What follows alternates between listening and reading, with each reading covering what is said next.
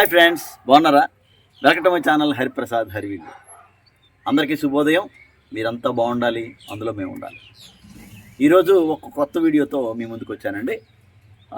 చాలామందికి క్యాబేజీ బుట్ట దీన్ని ఏ విధంగా మనం నాటుకోవాలి, నాటుకున్న నుంచి హార్వెస్ట్ వరకు ఏ విధంగా దీన్ని మనం సాగు చేసుకోవాలనేది చాలా సందేహాలు ఉన్నాయి. కాబట్టి ఆ సందేహాలన్నింటినీ కూడా ఈ చిన్ని వీడియో ద్వారా నివృత్తి చేయడానికి ప్రయత్నం చేస్తాను. కాబట్టి దయచేసి గార్డెనర్స్ అందరూ కూడా ఈ వీడియోని స్కిప్ చేయకుండా చివరి దాకా చూడండి. అది చూస్తే మీకు క్లియర్గా అర్థమవుతుంది. ఓకే, మరింత ఆలస్యం వీడియోలోకి వెళ్ళిపోదాం. మనం ఈ నార్ని ఇదిగో ఇది జస్ట్ ఒక 1 month అయిందండి దీన్ని వేసుకోవడం జరిగింది. ఈ 1 month స్టేజ్లో ఇదిగో చూడండి ఇలా ఉందండి ఈ మొక్క. చూసారు కదా, ఇంకా జస్ట్ చిన్న ఒక బుట్ట వస్తుందన్నమాట. ఇంకా చూడండి ఇది చిన్న ఈ స్టేజ్ ఇదండి. తర్వాత ఇంకా ఏ స్టేజ్లో ఉందో నేను మీకు చూపిస్తాను. చూసారు కదా, అది 1 month అండి ఇప్పుడు మీకు చూపించేది. ఇది 2 months అయిందండి. 2 monthsకి ఎలా ఉందో ఒకసారి ఈ ఫ్లవర్ చూడండి. ఒకసారి ఈ బుట్ట ఎలా ఉంది చూడండి. ఇది కొంచెం చూసారా, లోపల చూడండి. అయితే ఈ టైంలో మనం చాలా జాగ్రత్తగా చూడాలండి దీన్ని. ఇది చూసారా, ఇది దగ్గర 2.5 months అయిందండి. 2.5 months చూడండి, ఆల్రెడీ బుట్ట తయారైపోయిందండి. ఎంత ఫ్రెష్గా ఉందో చూడండి. ఇది కూడా చూడండి, చాలా చక్కగా అయ్యాయండి. అయితే మనం బుట్ట అయ్యేటప్పుడు దీనికి చక్కగా మనం ఫెర్టిలైజర్ ఇవ్వాలండి. ఫెర్టిలైజర్ ఇస్తూ మనం చాలా పర్యవేక్షణ ఉండాలండి దీని మీద. ఎందుకంటే ఇలాంటప్పుడే దీనికి కొన్ని తెగుళ్ళు వస్తుంటాయి. కాబట్టి ఆ తెగుళ్ళు పట్టకుండా మనం మన దగ్గర ఉండే న్యాచురల్ పెస్టిసైడ్ వాడి దాన్ని నివారించుకోవచ్చు అన్నమాట. న్యాచురల్ మన ఇంట్లో మన వంటగదిలో తయారు చేసుకున్న దానికి తగిన రెమెడీస్ని మనం అందజేస్తే ఎటువంటి జబ్బులు లేకుండా, ఎటువంటి తెగులు లేకుండా మనకి మంచి క్యాబేజీని అందిస్తుంది అనమాట. ఇకపోతే ఇది చూడండి, ఇది ఆల్రెడీ 3 months అయిపోయిందండి. చూసారా ఎలా ఉందో, ఎంత ఫ్రెష్గా ఉందో. అయితే ఇది పెరుగుతున్న దశలో మనం ఏం చేస్తామంటే దీని తాలూకా ఏవైతే ఆకులు ఉన్నాయో ఇవి నేలకు తాకకుండా దాన్ని కట్ చేసేస్తుండాలి. కట్ చేస్తే ఆటోమేటిక్గా అది నేలకు తాకకుండా పైకి వస్తుంది. పైకి వచ్చిన తర్వాత ఇది చక్కగా మనకి అవుతుందండి. ఆ విధంగా మనం చేసుకోవాలి. తర్వాత దీనికి ఎటువంటి తెగుళ్ళు వస్తాయి, దానికి నివారణ చర్యలు ఏంటంటే ఈ వీడియోలో చెప్పదలుచుకున్నాను.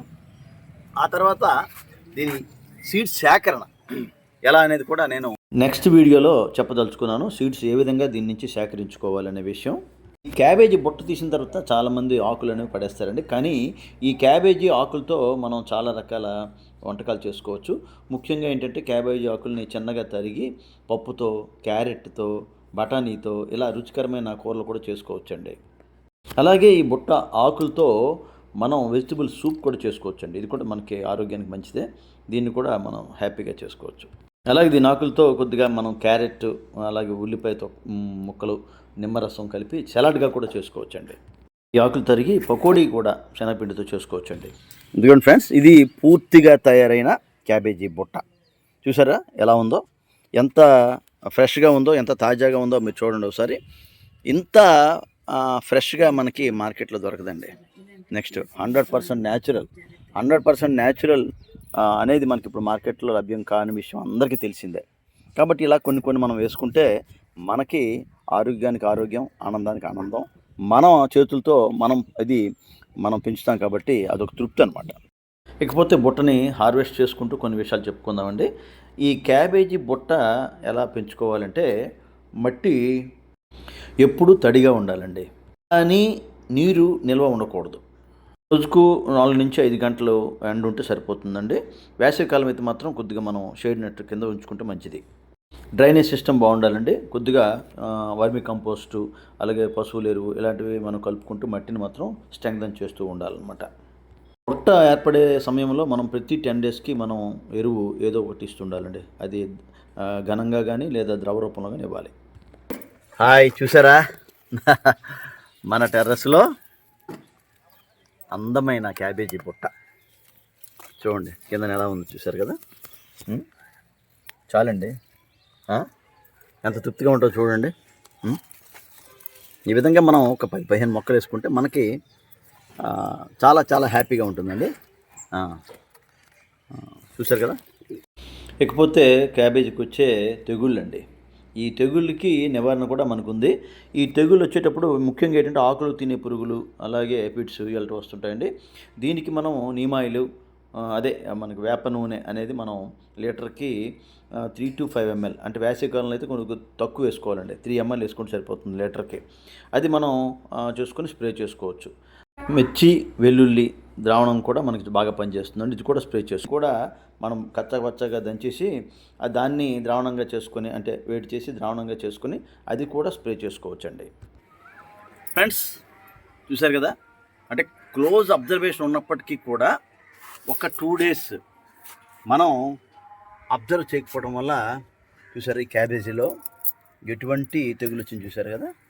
ఇటువంటి క్యాబేజీని మనం వీళ్ళంత త్వరగా దీన్ని రిమూవ్ చేస్తేనే మనకి సేఫ్టీ అండి. చూసారు దీనిలో పురుగు చూడండి, పురుగు అదిగో పురుగు చూడండి, అదిగో కనిపిస్తుంది కదా మీకు పురుగు, క్లోజప్లో చూడండి పురుగు అదండి. ఈ పురుగు అంటే వేరే మొక్కలకు కూడా వ్యాపించే పరిస్థితి ఉందన్నమాట. అందుకు దీన్ని మనం రిమూవ్ చేసేస్తున్నామండి. ఈ ఎపిడ్స్ వల్ల చాలా నష్టం ఉందండి. అందుకు మనం ఈ బుట్టనేకం తీసి పారేస్తున్నామండి. తక్కువలో ఉంటే మనం నివారణ చర్యలు తీసుకోవచ్చు. దానికి ఏం చేయాలో చెప్తాను నేను. ఇవేం చేస్తుందంటే ఈ ఆకుని గుల్లగా చేసేసి తినేస్తుందండి. తర్వాత పిల్ల పురుగులు కూడా తయారైపోయి పక్క మొక్కలకు కూడా పాడు చేస్తాయి. కాబట్టి దీన్ని కంప్లీట్గా రిమూవ్ చేస్తున్నామండి మనం. ఇవేం చేస్తాయంటే ఆ బుట్టదొలక రసాన్ని మొత్తం పీల్చేసి మొక్కని కంప్లీట్గా బలహీనపరుస్తాయి అన్నమాట. అందుకు దీన్ని తీసేయాలి మనం.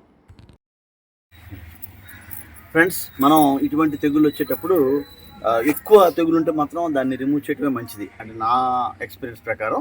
వెంటనే ఏం చేయాలంటే మిగతా వాటికి అది రాకుండా మనం నీమాయిలు, అలాగే దానిలో కొద్దిగా షాంపూ, ఒక వాడిన నూనె, ఈ 3 కూడా కలిపేసుకొని మనం స్ప్రే చేసుకుంటే చాలా బాగుంటుంది.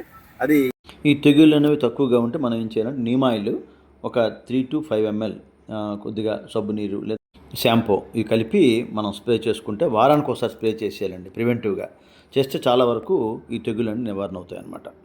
తర్వాత వాటర్ని ఫోర్స్గా కొడితే ఆటోమేటిక్గా తక్కువ ఉంటూ పోతుందండి. ఆ విధంగా కూడా చేయొచ్చు. లేదంటే బటర్ మిల్క్ మనం 1:5 రేషియోలో దాన్ని కూడా పొల్లటిది అనమాట, బాగా పొల్లటిది స్ప్రే చేసినా సరే ఈ పురుగులన్నీ తగ్గుతాయి. ఈ విధంగా చేసుకుంటే మనకి చాలా వరకు సేఫ్ అవుతాం అనమాట. అంతేకాకుండా క్యాబేజ్కి ఏంటంటే ఈ మట్టిలో పడకుండా ఆకుల్ని, కింద ఆకులు ఏవైతే మట్టిలో తగ్గుతున్నాయో అవన్నీ కూడా కట్ చేసి పారేయాలండి. అలాగే ఆకులతో కూడా చాలా రకాల డిషెస్ మనం చేసుకోవచ్చు. అవి కూడా మీకు ఒకసారి చెప్తాను. ఇదిగోండి ఫ్రెండ్స్, ఇది పూర్తిగా తయారైన క్యాబేజీ బుట్ట. చూసారా ఎలా ఉందో, ఎంత ఫ్రెష్గా ఉందో, ఎంత తాజాగా ఉందో మీరు చూడండి ఒకసారి. ఇంత ఫ్రెష్గా మనకి మార్కెట్లో దొరకదండి. నెక్స్ట్ 100% న్యాచురల్, 100% న్యాచురల్ అనేది మనకి ఇప్పుడు మార్కెట్లో లభ్యం కాని విషయం అందరికీ తెలిసిందే. కాబట్టి ఇలా కొన్ని మనం వేసుకుంటే మనకి ఆరోగ్యానికి ఆరోగ్యం, ఆనందానికి ఆనందం. మన చేతులతో మనం పెంచుతాం కాబట్టి అదొక తృప్తి అనమాట. ఆ విధంగా మనం ఈ క్యాబేజీ బుట్టని మన టెర్రస్లో, మన గార్డెన్స్లో మనం పెంచుకోవచ్చు. అది నేను ఈ వీడియోలో చెప్తానండి. ఓకే, ఇది హార్వెస్ట్ చేద్దామండి. చూసారు కదా వీడియోని. నెక్స్ట్ వీడియోలో మరికొన్ని వివరాలు అందిస్తాను. వీడియో కనుక నచ్చితే లైక్ చేయండి, షేర్ చేయండి, సబ్స్క్రైబ్ చేసుకోండి. Thank you friends.